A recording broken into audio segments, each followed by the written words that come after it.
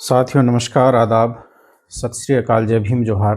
मैं डॉक्टर दशरथ हिनोनिया स्वागत करता हूं आज की परिचर्चा में। और एक छोटी सी अपील साथियों, यदि आप पहली बार हमारे चैनल पर आए हैं तो आप चैनल को सब्सक्राइब कर लें और यदि वीडियो पसंद आता है तो इसे लाइक और सब्सक्राइब करना बिल्कुल ना भूलें। और चर्चा शुरू करते हैं साथियों। आज क्या आरएसएस के ऊपर प्रतिबंध लग सकता है, ये इस प्रकार की बातें हैं वो आजकल भारतीय मीडिया में और विपक्षी जो राजनीतिक दल हैं उनके द्वारा है वो कही जा रही है। तो आज हम उसी का विश्लेषण है वो करेंगे और साथ ही साथ हम ये भी विश्लेषण करेंगे कि आरएसएस के ऊपर कब कब प्रतिबंध लगा है और किस प्रकार से यानी किस तरह से इस प्रतिबंध को हटाया गया था। इन सभी बातों के ऊपर हम चर्चा करेंगे। अब सवाल ये आता है कि संवैधानिक और क्या कानूनी दृष्टिकोण से आरएसएस के ऊपर प्रतिबंध लगाया जा सकता है, इसके ऊपर हम चर्चा करते हैं। यानी भारत में किसी भी संगठन पर प्रतिबंध लगाने का अधिकार केंद्र सरकार को अवैध क्रियाकलाप निवारण अधिनियम 1967 जिसे यूएपीए कहा जाता है और भारत सरकार अधिनियम 1887 अर्थात ब्रिटिश एरा का लॉ है, इसके अंतर्गत यानी कि एक तरह से ये प्रावधान है। इसमें यानी यदि कोई भी संगठन देश की एकता, अखंडता या सांप्रदायिक सौहार्द के विरुद्ध कार्य करे, हिंसा भड़काए या आतंकी गतिविधियों में शामिल हो, संविधान विरोधी विचारधारा या समानांतर सत्ता का निर्माण करे, तो केंद्र सरकार उसे अवैध संगठन घोषित कर सकती है। ये यानी कि एक तरह से किसी भी यानी कि एक तरह से संगठन के ऊपर जो है वो प्रतिबंध लगाने का आधार है वो बनता है। अब इस दृष्टि से क्या आरएसएस पर यानी कि एक तरह से पुनः प्रतिबंध संभव है यदि उसके किसी कार्य या बयान को सांप्रदायिक हिंसा, नफरत या संवैधानिक मूल्यों के विरोध में पाया जाए। लेकिन व्यावहारिक रूप से आज के राजनीतिक माहौल में जहां आरएसएस और भाजपा सत्ता के मूल आधार हैं, ऐसा कदम राजनीतिक रूप से मुझे तो यानी कि एक तरह से अत्यंत कठिन है वो लगता है।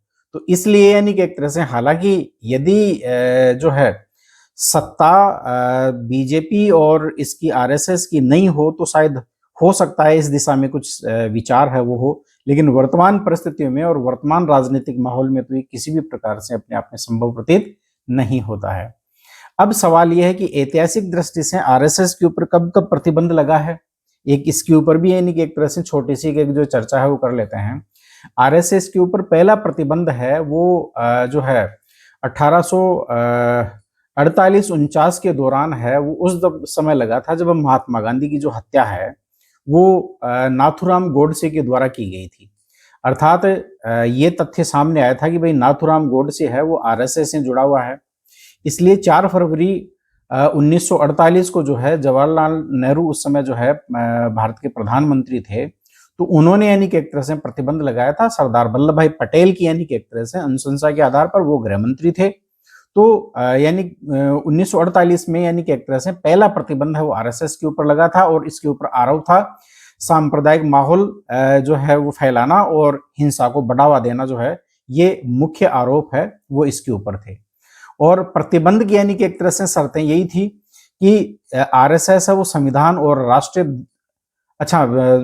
यानी उसके बाद में जो है आरएसएस के ऊपर जो प्रतिबंध जो हटाया गया वो किन आधारों पर हटाया गया था, वो 3 यानी कि एक तरह से मुख्य शर्तें थी उस समय आरएसएस के द्वारा यानी कि एक तरह से जो है वो स्वीकार की गई थी। वो क्या शर्तें थी कि आरएसएस संविधान और राष्ट्रीय ध्वज का सम्मान नहीं करेगा, जो कि उस समय तक यानी कि एक तरह से वो भारतीय संविधान का और राष्ट्रीय ध्वज का वो सम्मान नहीं करता था। वह गुप्त संगठन नहीं रहेगा और अपने संविधान व उद्देश्यों को सार्वजनिक करेगा। ये यानी कि एक तरह से जो है दूसरी इसके ऊपर शर्त थी। और तीसरा, वह राजनीतिक गतिविधियों से दूर रहेगा। ये 3 यानी कि एक तरह से जो है ये जो शर्त है वो उस समय सरकार के द्वारा प्रतिबंध हटाने के लिए रखी गई थी। इसलिए इन सारी शर्तों को आरएसएस ने मान लिया और उसके साथ यानी कि एक तरह से जो है ये आरएसएस के ऊपर जो है वो प्रतिबंध है वो हटा लिया गया था। लेकिन 1949 में आरएसएस ने एक लिखित संविधान है वो तो अपनाया, जिसमें इन शर्तों को स्वीकार भी किया और तब जाकर इनका प्रतिबंध भी हटाया गया। लेकिन क्या सवाल यह है कि क्या आरएसएस ने यानी कि एक तरह से राजनीतिक गतिविधियों में भाग लेना बंद कर दिया था? ये बहुत बड़ा यानी कि एक तरह से प्रश्न है। अच्छा, दूसरा प्रतिबंध है वो 1975 से 77 के दौरान जो है आरएसएस के ऊपर लगा था। उस समय जो है कांग्रेस की सरकार थी, इंदिरा गांधी की सरकार थी, और उस समय जो आपातकाल जो देश में घोषित हुआ था, उस समय जो है वो इसके ऊपर इस आरोप के आधार पर कि विपक्ष को संगठित करने और जन आंदोलन चलाने और भूमिगत नेटवर्क के माध्यम से विरोध को बढ़ावा देने का जो काम है वो आरएसएस कर रहा था। इसके परिणाम स्वरूप जो है हजारों जो आरएसएस के जो स्वयंसेवक जो थे उनको जेल में डाला गया था। और उसके बाद में 1977 में जब जनता पार्टी की सरकार आई, तो जनता पार्टी की सरकार ने जो है वो आरएसएस के ऊपर से प्रतिबंध हटा लिया। और उसी के बाद से यानी कि एक तरह से अटल बिहारी वाजपेयी, लाल कृष्ण आडवाणी और दूसरे अन्य नेता है वो यानी कि एक तरह से आरएसएस में से उभर कर फिर यानी कि एक तरह से इन्होंने जो है उस समय जो जनता पार्टी की यानी कि एक तरह सरकार थी, इसमें ये जो शामिल थे, भागीदार थे। लेकिन बाद में यानी कि एक तरह से जब ये सरकार गिर गई थी, जनता पार्टी की सरकार, तब फिर यानी कि एक तरह से इन्होंने अपना एक अलग से राजनीतिक दल बनाया। और पहले ये राजनीतिक दल जनसंघ के नाम से था, और यही जनसंघ है बाद में यानी कि एक तरह से जो जनता पार्टी में विलय हो जाता है। और यही जनता पार्टी यानी कि एक तरह से फिर से अलग होकर और फिर ये एक नई पार्टी का गठन करते हैं जो कि भारतीय जनता पार्टी है। अब ये जो है ये 2 बार प्रतिबंध इस प्रकार से यानी कि एक तरह से लग चुके थे। तीसरा प्रतिबंध 1992-93 में जब बाबरी मस्जिद विध्वंस के दौरान है, यानी कि एक तरह से जो है आरएसएस के ऊपर लगा था। यानी 6 दिसंबर 1992 को अयोध्या में बाबरी मस्जिद गिराए जाने के बाद में जिस प्रकार से सांप्रदायिक हिंसा फैली थी, उसके बाद में यानी कि एक तरह से जो इसके ऊपर प्रतिबंध लगा।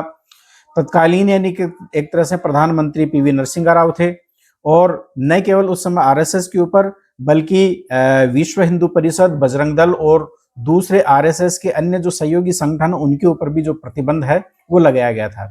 और इनके ऊपर आरोप यही था कि इन्होंने सांप्रदायिक तनाव को जो है वो भड़काया है, जिसके कारण देश का माहौल खराब हुआ और देश में सांप्रदायिक हिंसा है वो फैली है।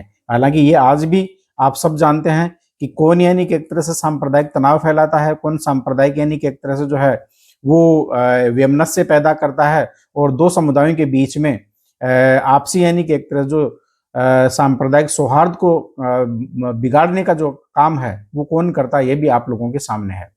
फिर उसके बाद में जो प्रतिबंध कब हटाया गया, जब यानी कि एक तरह से कुछ महीनों बाद जब सरकार पर्याप्त सबूत दिखा नहीं पाई, तब ऐसी स्थिति में आरएसएस के ऊपर से जो प्रतिबंध है वो हटा दिया गया। तो ये 3 बार यानी कि एक तरह से आरएसएस के ऊपर जो प्रतिबंध है वो लगा है। अब सवाल ये है कि प्रतिबंध हटाने के बदले आरएसएस ने क्या यानी कि एक तरह से फायदे किए या समझौते किए, उनके ऊपर भी यानी कि एक तरह से एक छोटी सी जो है चर्चा कर लेते हैं। हालांकि साथ साथ में हम ये जो चर्चा है वो कर चुके हैं।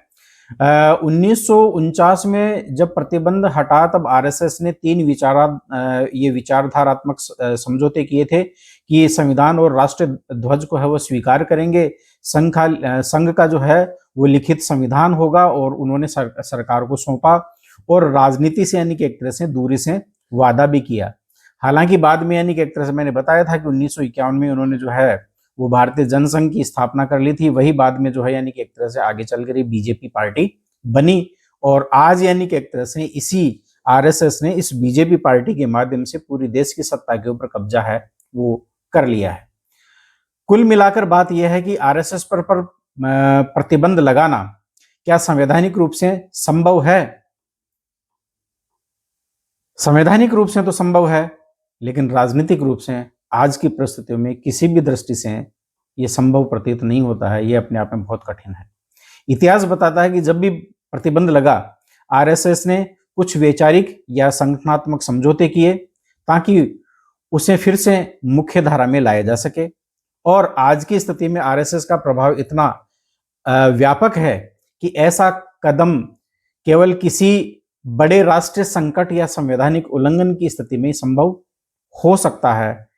लेकिन अब सवाल यह है कि जो बातें यानी कि एक तरह से भी राजनीतिक परिदृश्य में चल रही है वो व्यावहारिक है या लीगल और संवैधानिक दृष्टि से अपने आप में सही है, ये आप कमेंट्स के द्वारा आप हमें ज़रूर अवगत कराएं। क्या आप चाहते हैं या आपका यानी कि एक तरह से क्या सोचना है आरएसएस के संदर्भ में, या जो अभी एक तरह से जो पॉलिटिकल नेक्सस चल रहा है उस संदर्भ में आपका क्या जो है आप क्या सोचते हैं, ये कमेंट्स द्वारा हमें आप ज़रूर अवगत कराएं साथियों। और एक छोटी सी अंतिम अपील, यदि आप हमारे कंटेंट से यदि आप सहमत हैं तो आप इसे लाइक और शेयर करें, और यदि आप पहली बार हमारे चैनल पर आए हैं तो चैनल को सब्सक्राइब करना बिल्कुल ना भूलें। बहुत बहुत धन्यवाद साथियों हमसे जुड़ने के लिए।